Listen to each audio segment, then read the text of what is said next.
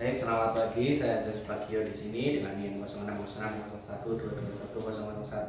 Pada hari ini saya akan melakukan pemeriksaan fungsi pernafasan. Kemudian berikutnya saya akan melanjutkan juga dengan tindakan dekompresi jarum. Pertama saya akan memberi salam dan memperkenalkan diri, kemudian menjelaskan tindakan yang akan dilakukan dan meminta persetujuan. Berikutnya saya akan melakukan pengecekan kesadaran. Pengecekan kesadaran ini dilaksanakan dengan cara mengecek GCS. Baik, dari GCS-nya sendiri sudah di bawah 10 ya. Kemudian di sini saya akan segera meminta pertolongan dari fasilitas kesehatan terdekat sembari memberikan jalan nafas, yaitu dengan cara melakukan heart tilt chin lift.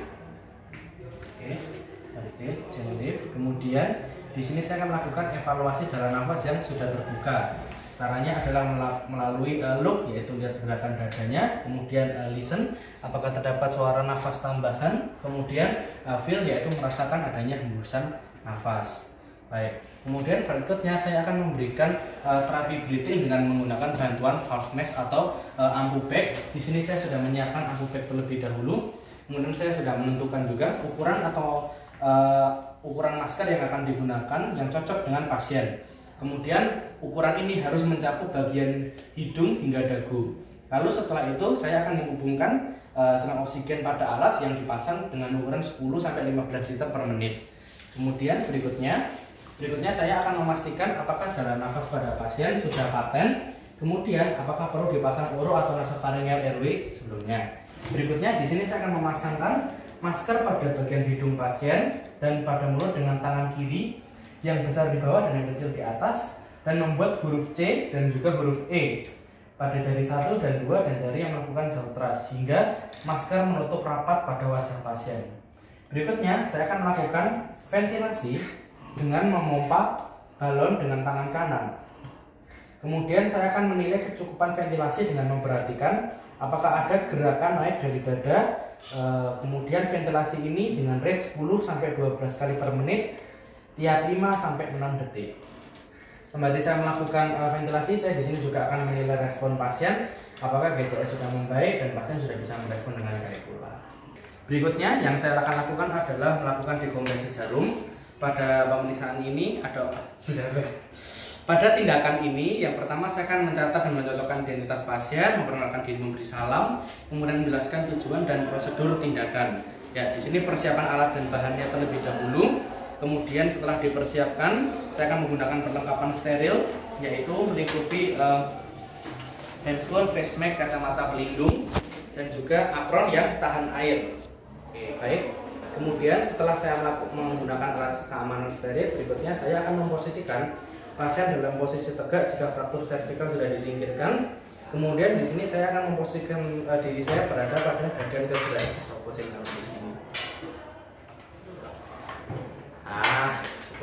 Kemudian berikutnya di sini saya akan memastikan apakah pasien benar-benar mengalami kesulitan untuk bernafas dan segera membutuhkan oksigen dengan aliran tinggi 10-12 liter menggunakan masker. Setelah itu saya akan melakukan perkusi terlebih dahulu pada dada pasien untuk menemukan daerah yang hipersonor pada sisi yang sakit.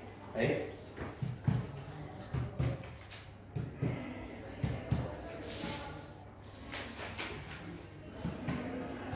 Baik, pada area yang cedera atau area yang mengalami kolaps, di sini didapatkan suaranya adalah hipersonor. Kemudian setelah itu saya akan melakukan auskultasi, yaitu pengecekan untuk mendengarkan suara nafas pada area yang sakit dan yang sehat.